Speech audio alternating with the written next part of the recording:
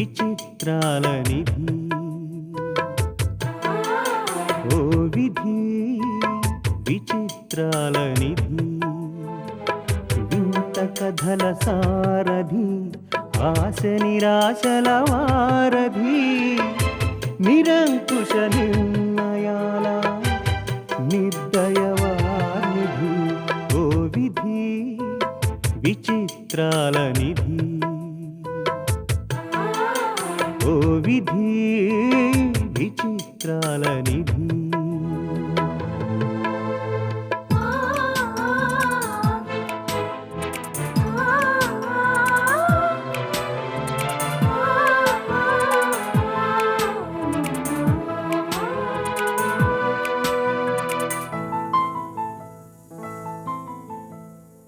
అన్నీ ఉన్నాయనిపిస్తూనే అందకుండా చూస్తావు సంపదలెన్నో ఇచ్చి సంతోషం మాత్రం దాచేస్తావు కోరికలని ఉరి తీయాలని నీకెంతో ఉబలాటం ప్రాణాలతో చెలగాటం నీకు చేతివాటం ఓ విధి విచిత్రాల నిధి ఓ విధి విచిత్రాల నిధి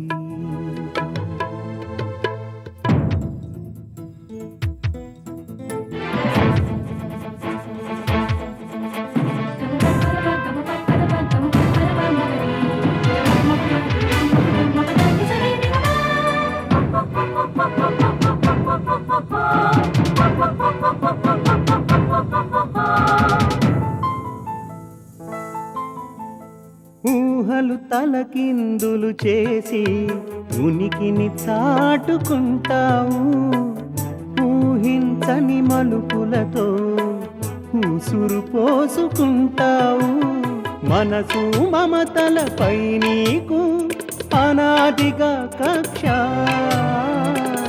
నీ చేతిలో మనిషికి మనుగడే ఓ పరీక్ష ఓ విధి విచిత్రాల నిధి ఓ విధి విచిత్రాల నిధి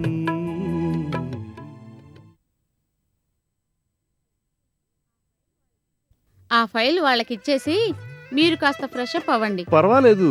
బాత్రూమ్ లోకి ఫైల్ ఎందుకండి? అవును, ఎందుకు? అనవసరం కదా. చెప్పాను కదా లక్ష్మి గారు, కర్ణుడు సహజ కవచ కుండలాలతో పుట్టినట్టు మా వారు సహజ ఫైళ్లతో పుట్టారని. మాలతి మేడం, సుజాత గారిని ఆఫీసర్ గారిని కిందకి తీసుకురా. నేను డిన్నర్ ఏర్పాట్లు చూస్తానండి. అలాగే. మరీ ఎక్కువ ఐటమ్స్ ఉన్నా ఇబ్బందేనండోయ్.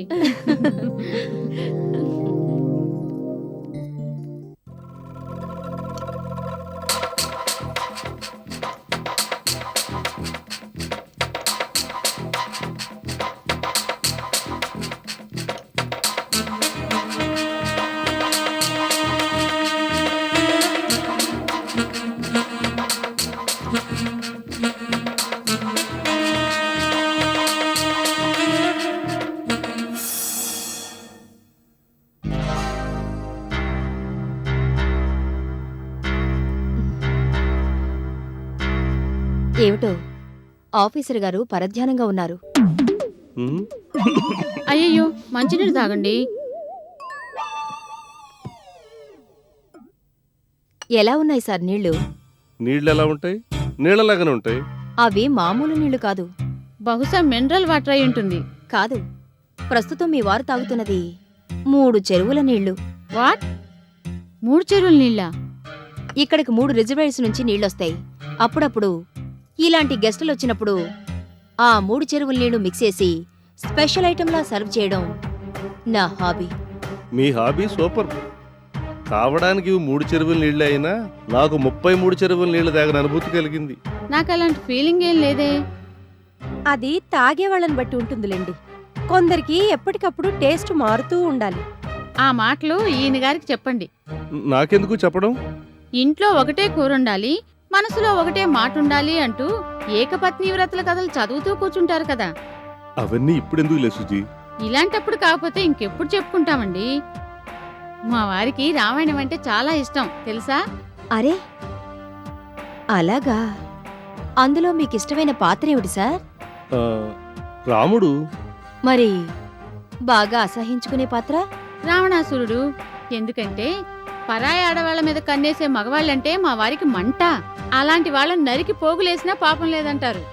అస్తమానం మా ఇంటికి ఎంతో మంది ఆడవాళ్ళు ఫోన్ చేస్తుంటారు కదా, వాళ్లతో అమ్మా ఏమండి అంటూ ఎంత బాగా మాట్లాడతారో.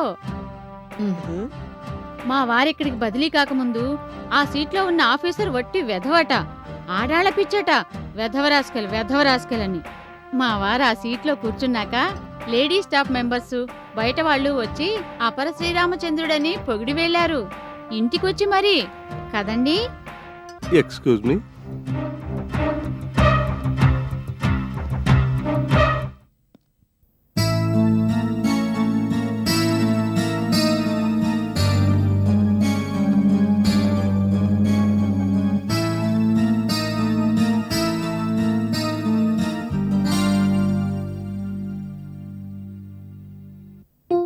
మీరు మా ఇంటికి ఎప్పుడొస్తున్నారు డిన్నర్కి?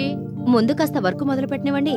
సార్ ఫైల్ ఇచ్చేశారు కదా, ఇంకేమిటి ఆలస్యం? ఇచ్చారు, కానీ అందులో వారి సంతకమే లేదు. సంతకం చేశానే. లేదు సార్, నేను చూశాను కదా. లేదండి, ఆఫీసులో బయలుదేరే ముందు నేను కదా స్వహస్తాలతో సంతకం చేసింది. మాలతి, కాస్త ఆ ఫైల్ అందుకో.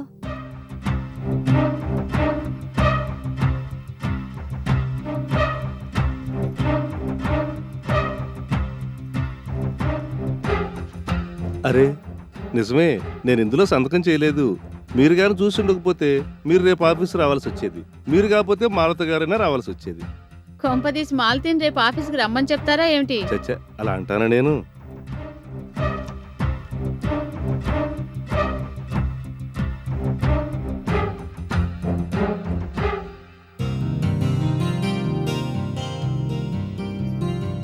నిజంగా మీ సంతకం చాలా అందంగా ఉంటుందండి.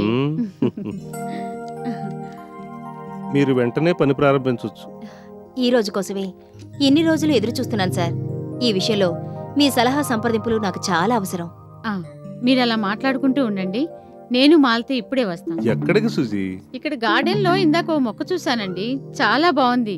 ఓ అంటూ తీసుకెళ్తే మన గార్డెన్ లో నాటుకోవచ్చు. మాలతి, లక్ష్మీదేవి గారు, మా ఆవిడికి నా గురించి చెప్పారా? చెప్పమంటారా? అంటే ఇప్పటిదాకా చెప్పలేదా? చెప్పలేదు, కానీ మీకో విషయం చెప్పదలుచుకున్నాను సార్. మిమ్మల్ని ఇంట్లో అపర శ్రీరామచంద్రుడని, ఆఫీసులో సత్యహరిశ్చంద్రుడని అనుకుంటున్నారు. కానీ మీలో ఉన్న ఒకే ఒక్క బలహీనత రేపు మిమ్మల్ని ఏమని పిలిపిస్తుందో తలుచుకుంటే బాధగా ఉంది సార్. పరిచయం కొద్దిపాటిదే అయినా మీ భార్య మంచిదని, ఆమె మనసు స్వచ్ఛమైనదని గమనించాను. ఆ స్వచ్ఛతను, ఆ మంచితనాన్ని శాశ్వతంగా దక్కించుకోవాలనుకుంటే మీరు ఆడవాళ్ల పట్ల ప్రవర్తించే పద్ధతిని మార్చుకోవాల్సి ఉంటుంది. మీరు చేస్తున్న పని మీకు కీడు చేస్తుందే తప్ప ఉత్తరోత్తర మీకిది ఏమాత్రం లాభించదు. ఆడదాన్ని ఆట వస్తువుగా చూసే వాళ్ల జీవితాలు సుడిగుండాల పాలవుతాయనేది చరిత్ర చెప్పిన సత్యం. సుజాత గారి వంటి మంచి మనిషికి తగిన భర్త అనిపించుకోవడానికి ప్రయత్నించండి. నేను ఈ వ్యాపారం కాకపోతే ఇంకొన్నాళ్ళాగి మరో వ్యాపారం ప్రారంభించగలను. కానీ మీరు ఒక్కసారి వ్యక్తిత్వాన్ని కోల్పోతే మరెప్పటికీ దాన్ని తిరిగి పొందలేరు. మీ తోబుట్టువుగా ఈ మాటలు చెబుతున్నాననుకోండి. నా పరువు కాపాడినందుకు థ్యాంక్స్ లక్ష్మీదేవి గారు. బలవంతంగానైనా ఫైల్ మీద సంతకం పెట్టినందుకు మీకు thanks. It's all right.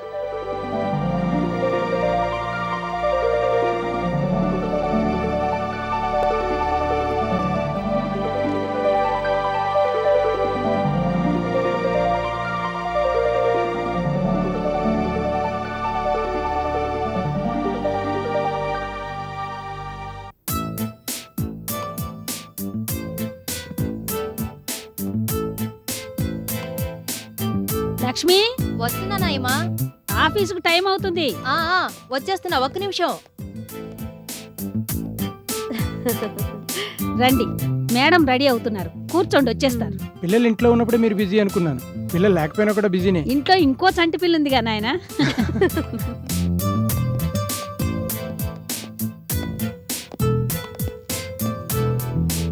Malathi, um, madam వచ్చాక నా తరఫున కూడా నువ్వే మాట్లాడాలి. అసలు మేడంని చూడాలంటేనే భయంగా ఉంది. భయం దేనికి? ఫైల్ ఓకే చేయించే ప్రాసెస్లో మేడంని పొరపాటుగా అర్థం చేసుకున్నాను. అటువంటప్పుడు పొరపాటు పడ్డాను మేడం అని ఓ మాట అంటే సరిపోతుంది. అదే మాట నా తరఫున నువ్వు చెప్పాలి. బాగుంది వరుస. మీరొచ్చే సమయానికి నేను వచ్చాను కాబట్టి ఇలా అంటున్నారు. ఒకవేళ నేను రాకపోతే ఏం చేసేవారు? ఉమ్, నేనే ఎలాగో నాన్న తంటాలు పడి చెప్పేసేవాడిని.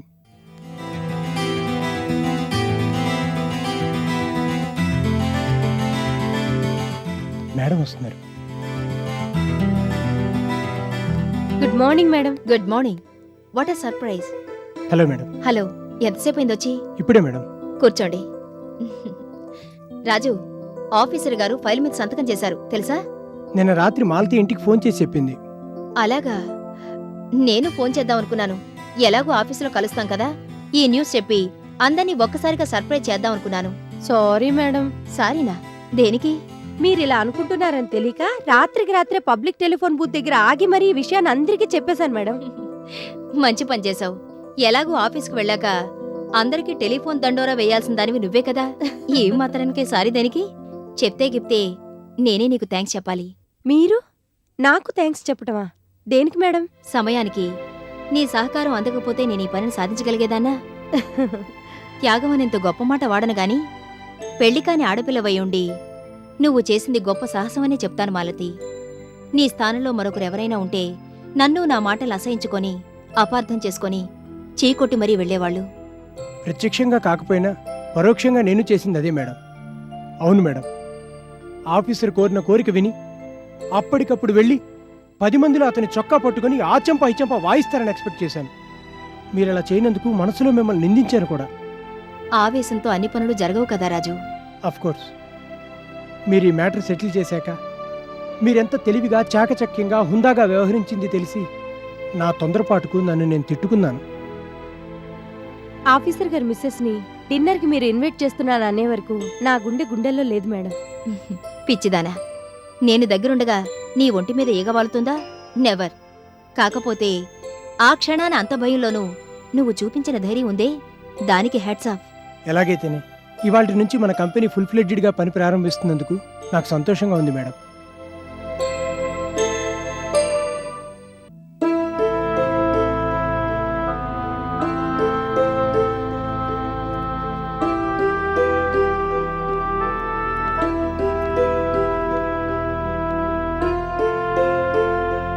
మంచి చేసినా చెడు చేసినా దానికి తగిన కారణం ఉంటే అది 10 మెప్పు పొందుతుందని అన్నారు. నేను చేసింది మంచో చెడో నాకు తెలియదు గాని బాబు, అది ఎన్నో వందల మందికి సంతోషాన్ని కలిగించబోతోంది.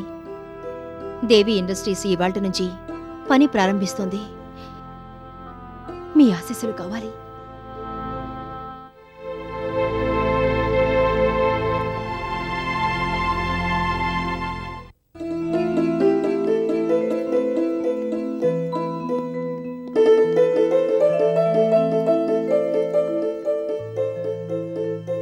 ఇవాళ నుంచి నువ్వు మామూలు లక్ష్మి కాదు, Devi group of industries chairperson and managing director Lakshmidevi.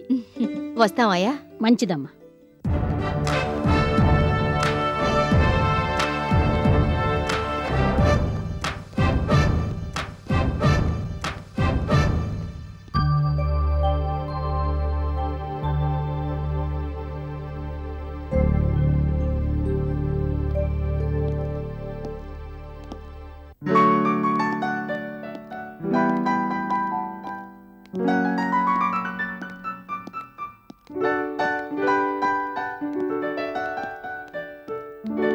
Good morning madam. Very good morning Krishnaprasad garu. Good morning sir. Morning. ఏంటి పొద్దుటే వచ్చారు? అపాయింట్మెంట్ తీసుకున్నట్టు లేరే? పొద్దుటే పేపర్లో ఈ వార్త చూశాక ఉండబట్టలేక వచ్చేసాను మేడం. మన కంపెనీ గురించి ఏదైనా రాసారా? కూర్చోండి. దేవి గ్రూప్ ఆఫ్ ఇండస్ట్రీస్ మళ్ళీ పని ప్రారంభిస్తున్నట్టు రాశారు madam. Devi group of industries అంటే? ఒకప్పుడు మనకు గట్టి పోటీనిచ్చిన కంపెనీ నారాయణరావు చనిపోయాక చతికిల పడిపోయి నారాయణరావు చనిపోయారనా? లేక అందులోంచి మీరు బయటకు వచ్చారనే? కోర్స్ రెండోది పెద్ద కారణం కాదనుకోండి. ఎగిరే విమానం కూలిపోవడానికి చిన్న ఏమరపాటు చాలు కృష్ణప్రసాద్ గారు. అవుననుకోండి. ఇళ్ళకి గానీ పండగ అవుతుందా కృష్ణప్రసాద్ గారు? కాదు మేడం. ఇది అంతే. కరెక్టేననుకోండి, కానీ కానీ లేదు గీనీ లేదు, ఇదే కరెక్ట్. చైర్పర్సన్ అండ్ మేనేజింగ్ డైరెక్టర్గా ఉన్నావిడ చాలా చాకచక్యంగా పనులు జరిపిస్తుందని విన్నాను మేడం. ఆవిడ గురించి మీరు గొప్పగా చెప్తున్నారు గాని బిజినెస్ సర్కిల్స్ లో మరోలా చెప్పుకుంటున్నారు. యునో మదన్, ఎవతో పని మనుషుల ఇంట్లోకొచ్చి ఆఖరికి నారాయణరావు ప్రాణాలు తీసేసిందట. అలాంటి బ్రూట్స్, ఇడియట్స్ కూడా ఇండస్ట్రియలిస్ట్లు అయితే ఆ బిజినెస్ ఎంత గొప్పగా ఉంటుందో ఒకసారి ఊహించు. ఎంత లేదనుకున్నా అది ఒకప్పుడు మనకు గట్టి పోటీనిచ్చిన కంపెనీ మేడం. ఇవాళ అది చిన్నదిగానే కనిపించవచ్చు. చిన్న పావునైనా పెద్ద కర్రతో కొట్టమని సామెత.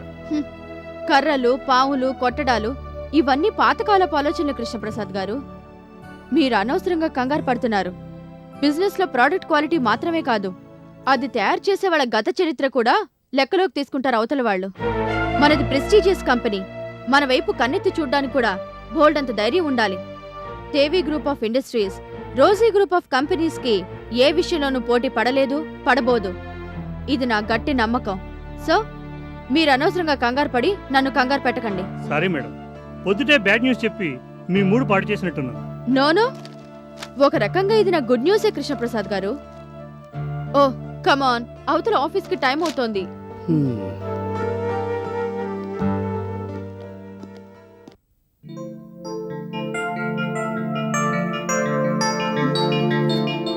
నిజంగా ఈరోజు పండగే. అనుకున్న విధంగా కంపెనీ పని ప్రారంభించింది, ప్రొడక్షన్ మొదలైంది. చిన్న పెద్ద తారతమ్యాలు మరిచిపోయి కంపెనీలో ప్రతి ఒక్కరూ రాత్రనక పగలనక పడిన కష్టానికి ప్రతిరూపమే ఈరోజు. చూడండి, ఇలాంటి రోజు వీలున్నంత త్వరలో రావాలని, దేవి గ్రూప్ ఆఫ్ ఇండస్ట్రీస్ త్వరలోనే పని ప్రారంభించాలని, మళ్లీ అందరి ఆదరాభిమానాలు పొందాలని దేశవ్యాప్తంగా మన శ్రేయోభిలాషులు మనకు పంపించిన శుభాకాంక్షలివి.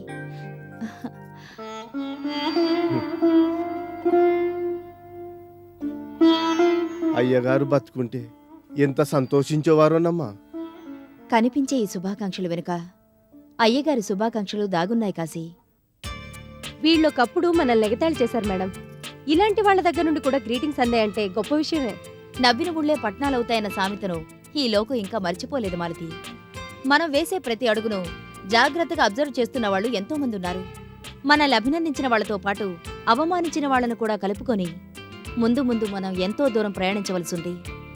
సుదూరమైన లక్ష్యాన్ని దృష్టిలో ఉంచుకొని మనం మొట్టమొదటి అడుగు వేశాం. ఈవేళ అందరం కలిసి ఈ ఆనందాన్ని పంచుకుందాం రండి. కాశీ, అమ్మా.